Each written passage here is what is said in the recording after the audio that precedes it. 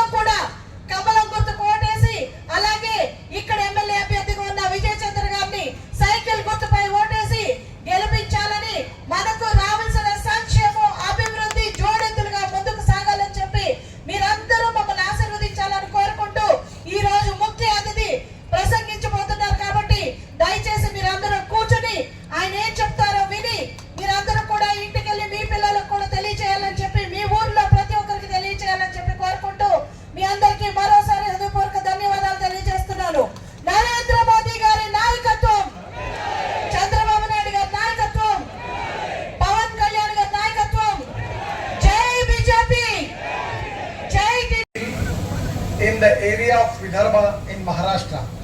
విదర్భలో నేను రైతుల కోసం పనిచేస్తాను. 3 షుగర్ మిల్స్ రన్ చేస్తున్నాను. I am coming from the area where we have 10,000 farmer suicides. 10,000 మంది రైతులు సూసైడ్ చేసుకునే ప్రాంతం నుంచి నేను వస్తున్నాను. I am really happy that today our government under the leadership of Prime Minister Narendra Modi ji has given special priority for water conservation, water storage, drinking water, and at the same time giving priority to complete the dams, big dam projects in whole country. Narendra Modi గారి ప్రభుత్వం నీటి పారుదల కోసం ఎన్నో రకాలైన పథకాలను అమలు చేసి దానికి చాలా ప్రాధాన్యత ఇస్తున్నారుగా మనం చూస్తున్నాం. I am really happy when I was also in charge for water resources minister. I have sanctioned the big important project in Andhra Pradesh named as Polavaram. నేను నీటిపారుదల శాఖగా మంత్రిగా ఉన్నప్పుడు ఆంధ్రప్రదేశ్ కి పోలవరం ప్రాజెక్ట్ శాంక్షన్ చేయడం జరిగింది.